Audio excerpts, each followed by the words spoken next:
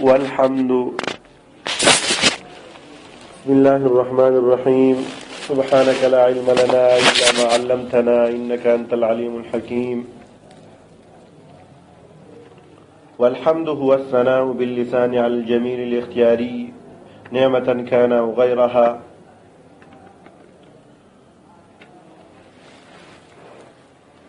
دوستانو،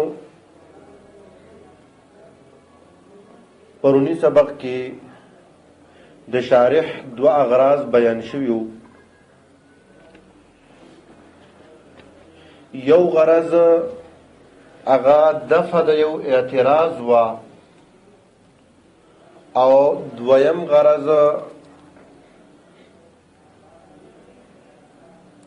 د هغه اعتراض نه چې کوم دو جوابات شویو په هغې باندې په جواب ثانی باندې اعتراضو د هغې نه درې جوابات بیان شویو. اوس په دې عبارت کې مقصود د شارح دریم غرض دی. موږ دا بیان کړو چې په دې قولو کې د شارح څو غرض دي؟ پنځه غرض دي.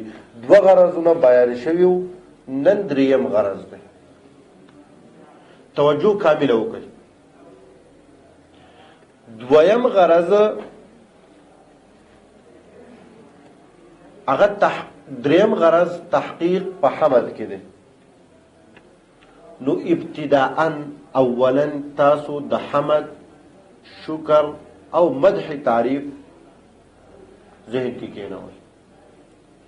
د حمد تعریف دی هو الثناء باللسان.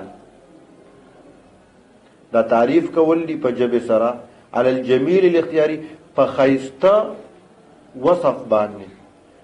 علی الاختیاري چې اختیاري وي، د نعمت په مقابله کې وي او که د غیر نعمت په مقابله کې. غرض دا چې د حمد تعریف دغه دی چې کوم په دې کتاب کې مذکور دی. د شکر تعریف دی هو فعل ينبئ عن تعظيم المنعم لكونه منعما سواء كان باللسان أو بالجنان أو بالأركان. هو فعل ينبئ عن تعظيم المنعم لكونه منعما سواء كان باللسان أو بالجنان أو بالأركان. هو فعل هو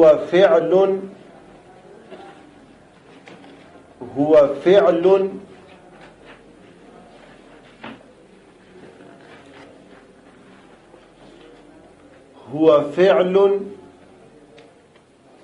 ينبئ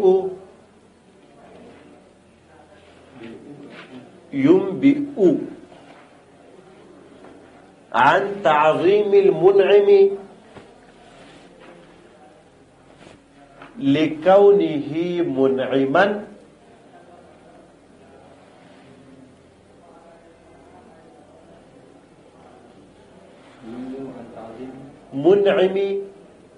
لكونه منعما سواء كان باللسان أو بالجنان أو بالأركان.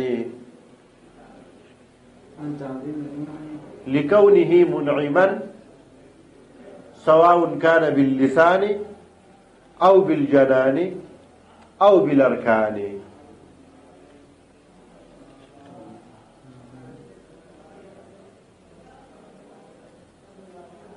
سواء كان باللسان أو بالجنان.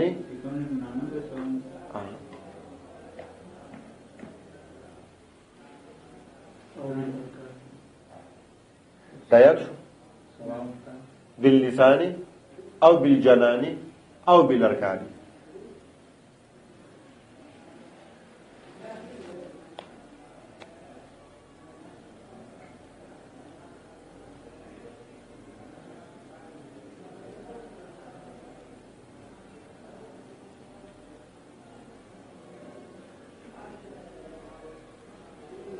وين سووا لي قال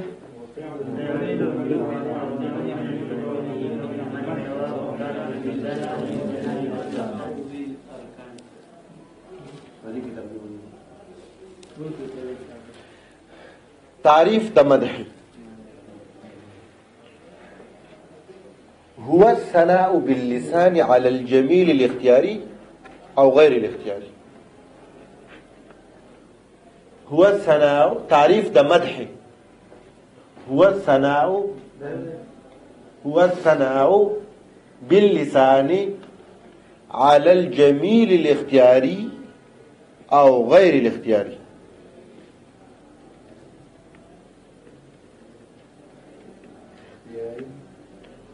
او غیر الاختیاری.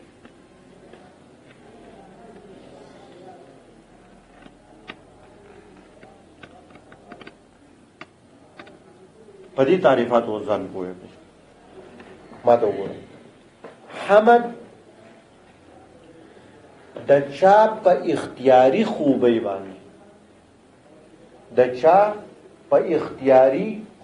باندې په جبه سره د هغه تعریف کول د نعمت په مقابله کې وي او که د غیر نعمت په مقابله کې. د چا په اختیاری خوبی سره په جبه سره د هغه تعریف کول د نعمت په مقابله کې وي او که د غیر په جبه سره د چا تعریف کول د هغه په اختیاری خوبی باندې د نعمت په مقابله کې وي او که د غیر نعمت په مقابله کې. دې ته حمد وایي. وایي څه مې وایي؟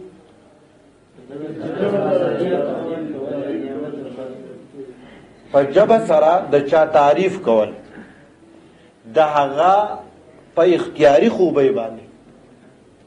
وایي په ژبه سره د چا تعریف کول د هغه په اختیاري خوبۍ باندې د نعمت په مقابله کې وي او که د غیر نعمت. بیا وایي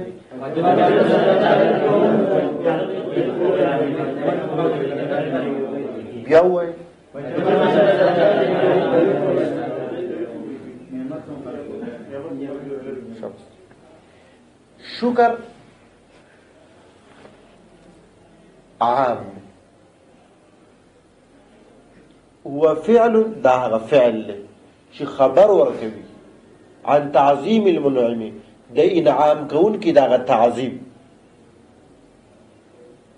د دې وجه نه چې هغه منعم د انعام کون کې دی. برابر خبره ده که دا په ژبه سره وي په زړه سره وي او که په اعضاء او جوارحو سره وي. ګورئ شکر دا هغه فعل دی چې خبرداری ورکوي د منعم په تعظیم باندې د انعام کون کې په تعظیم باندې. برابر خبره ده که دا په ژبه سره وي او که په زړه سره وي او که په اعضاء او جوارحو سره وي. صحیح شو؟ مدح په ژبه سره د چا تعریف کول د هغه په اختیاري خوبۍ وي او که غیر اختیاري خوبۍ وي. دا تعریفونه فهم کړل. دویم ثانیا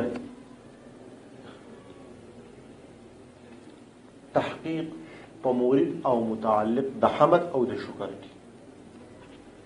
مورد وی جای ورود د کم ځای نه چې وارد کیږي د کم ځای نه چې صادریږي هغې ته مورد وی. او متعلق چې د څه د وجې نه.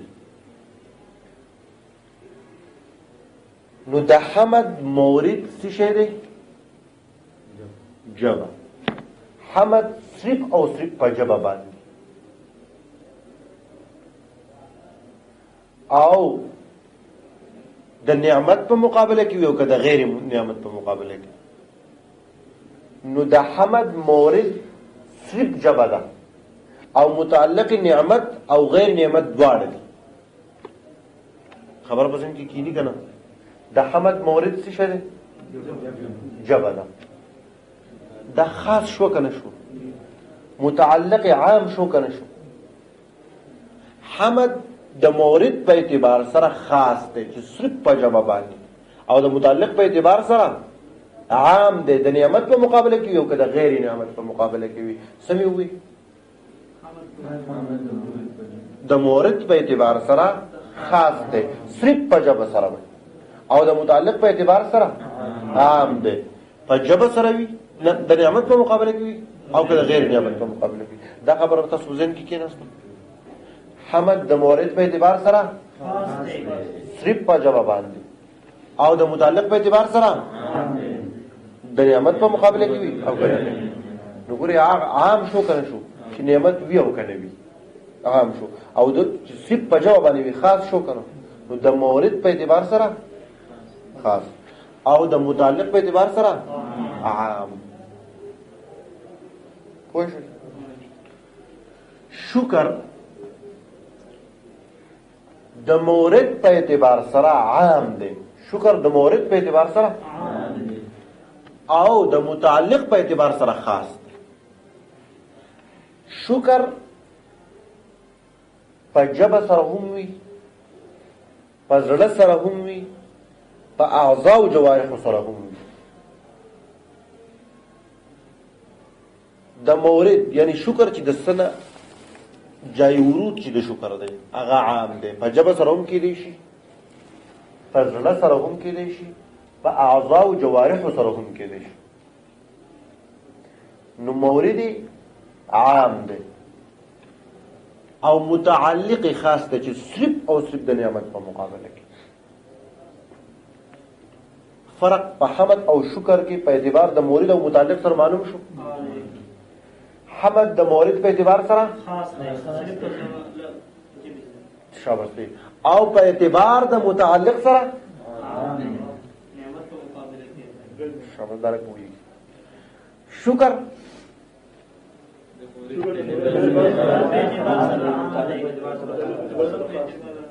زړه سره هم، جبه سره هم، اعضاء او جوارح سره هم او د متعلق په اعتبار سره خاص دی.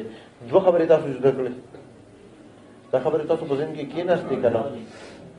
درېیمه خبره د حمد، شکر او مدح په منځ کې نسبت. کله چې دوه کلیان وجود ته راشي نو په هغې کې بعد د څلورو نسبتونو نه یو نسبت خامخا موجود وي. نو اوس دا حمد او شکر او مدح د دې په خپل منځ کې څه نسبتونه دي؟ نو وکړئ د شکر، د حمد او د مدح په منځ کې نسبت د عموم خصوص مطلق ده. نسبت د عموم او تاسو په مرقات او تفسیر المنطق کې ویلي دي چې نسبت د عموم خصوص مطلق دې ته ویل کېږي چې اولنې کلی د دویم کلی په هر فرد صادق کېږي، خو دا دویم کلی د اول کلی په هر فرد نه صادق کېږي.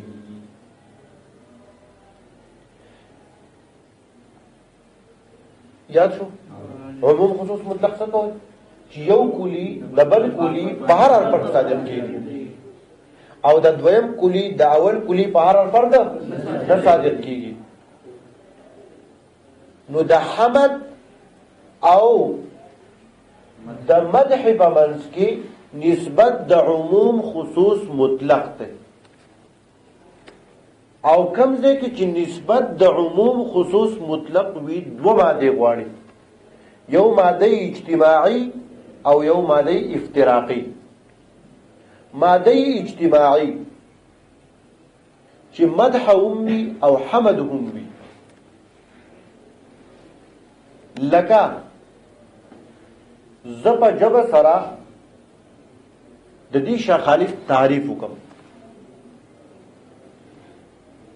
په جب سرا د دې شاه خالد تعریف وکم د د په اختیاري خوبی باندې. نو دا وس حمد هم ده، ځکه چې حمد څه ته وایي؟ هو الثناء باللسان على الجميل الاختیاري. نو دا ما په جبه سره تعریف وکړو او په اختیاري خوبۍ مې وکړو کنه، نو حمد شو کنه. او مدح هم شوه. مدح څه ته ویل کېږي؟ هو الثناء باللسان على الجميل الاختیاري او غیر الاختیاري. نو على الجميل الاختیاري پکې راغلو کنه. نو دا مدح هم شوه او حمد هم شو. لکه ما چې په جبه سره د شاه خالد تعریف وکړو د هغه په اختیاري خوبۍ، دا مدح هم ده او حمد هم ده. حمد څنګه دی امیر صاحب؟ تعرف مدح الأمر شنو؟ هو الثناء باللسان على الجميع الاختياري وغير الاختياري. أو كنا ده مدح ده كانوا لمتى تقول له؟ ما هو تعقم الاختياري. ګورئ دغه توجه وکړئ. زه په ژبه سره راجستان ته وم، زه په ژبه سره د شاه خالد تعریف کوم د هغه په اختیاري خوبۍ باندې. دا ماده اجتماعي د حمد او د مدح لپاره.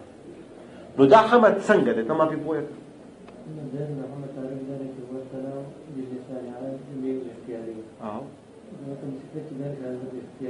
او په ژبه سره موږ بیان دا به پوه شو. دا حمد شو.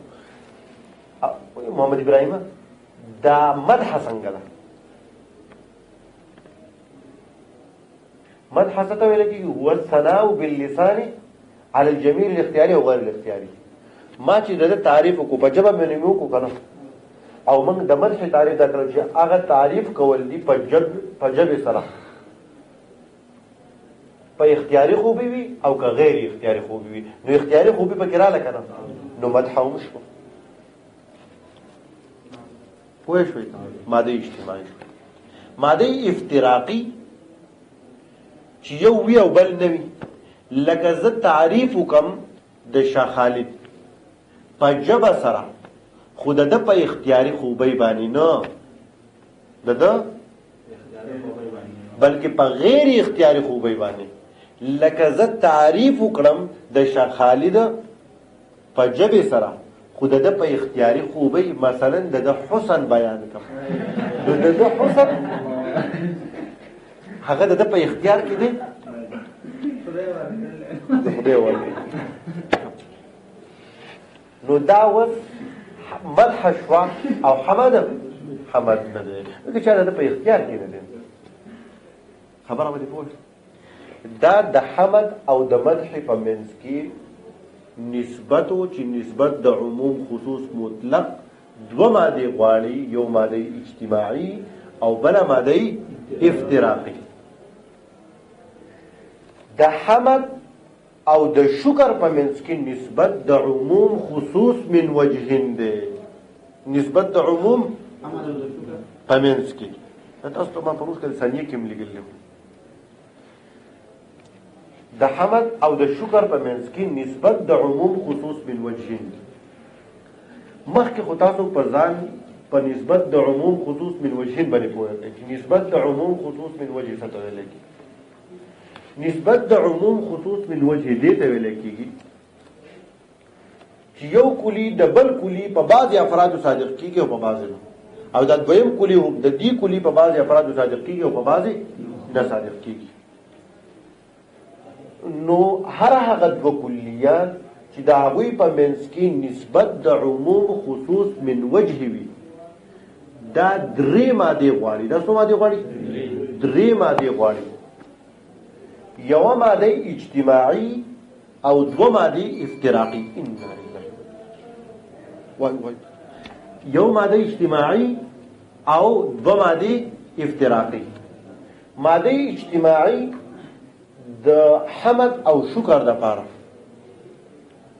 چې د چا تعریف کول په ژبه سره، د چا تعریف کول په ژبه سره او د نعمت په مقابله کې، دا حمد هم دی او شکر هم. حمد داسې دی چې حمد دې ته وایي چې د چا تعریف کول په ژبه سره او د نعمت په مقابله کې او که د غیر نعمت وي. نو ما چې په ژبه سره د دې شاه خالد تعریف وکړو او د نعمت په مقابله کې مې وکړو، نو دا څه شو؟ حمد شو. حمد په ژبه سره مې د تعریف وکړو د نعمت په مقابله کې، دا حمد شو. په ژبه سره چې ما د تعریف وکړو د نعمت په مقابله کې، دا هم شکر شو. ځکه چې شکر په ژبه سره هم وي، په زړه سره هم وي، او اعضاء او جوارح سره هم وي، او د نعمت په مقابله کې به وي. نو دا د نعمت په مقابله کې دی که نه دی؟ او په ژبه سره وشو که نو درې مادې غواړي. دا خبره پکې ختمه شوه. نو ماده اجتماعي د حمد او د شکر دا شوه. ماده افتراقي د جانبه د حمد نه، چې حمد وي او شکر نه وي، چې حمد وي زه د تعریف کوم په ژبې سره د تعریف ما وکړو په ژبې سره او د نعمت په مقابله کې نو بلکې د غیر نعمت په مقابله نو دا ماده اجتماعي شوه د جانب د حمد نه چې حمد ده او شکر نه ده ځکه چې شکر هغه ته چې د نعمت په مقابله کې ودا د نعمت په مقابله کې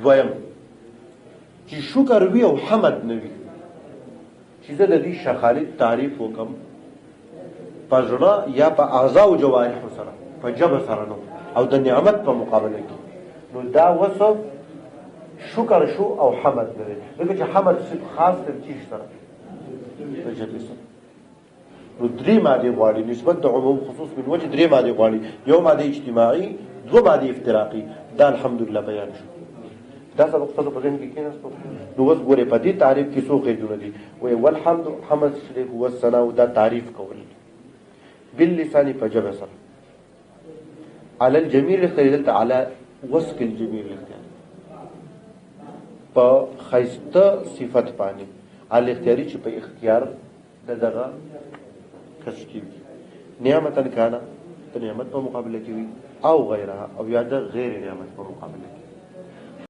اوس د دې زینا د مدح په تعریف باندې یو دوه اعتراض کیږي او دا غیبه جوابات ذکر کو اولنې اعتراض دا ده چې تا د مدح په تعریف کې وي هو الثناء باللسان ثنا وی ذکر الخير باللسان تا نو د دې نه پس د لسان ذکر کول د لغو او مستدرک دي د دې دوه جوابه شوي دي یو جواب دا دی چې دا تصریح بما علم ضمنا ده او تصریح بما علم ضمنا په کلام د فصحاو کې رایج دی دویم جواب دا دی چې دا بنا ده په صنعت تجرید باندې تجرید ویل کېږي خلو اللفظ عن بعض المعنى لفظ د بعضی معنی نه خالی کول دلته سنا ټیک ته چې ذکر الخير باللسان ته وي لیکن په دې کې تجرید شوه دی او دا د دې لسان نه خالق للی شوه دی مطلق ذکر الخير ته سنا وسویل کېږي او دا غي نرستو د لسان ذکر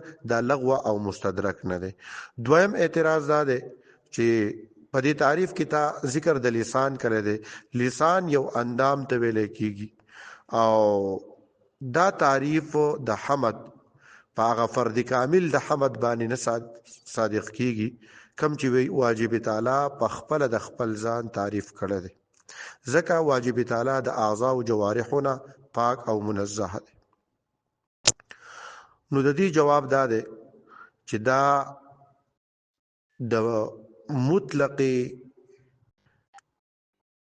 د مطلق حمد تعریف نه دی بلکې دا د خاص حمد تعریف ته چې هغه د مخلوق حمد دی نو ځکه د ذکر د لسان پکې راوړل دی او دویم جواب دا دی چې دلته ذکر د لسان دی خو مراد تی اعلی تعبیر ده چې پاغه سره تعبیر کولای شي نو واجب تعالی چې د خپل شان مطابق په دغه خپل ځان تعریف چې کړی دی نو څنګه چې داغه د شان مناسب دی په هغه انداز باندې کړی دی وصلی الله تعالی علی خیر خلقه محمد و آله و اصحابہ اجمعین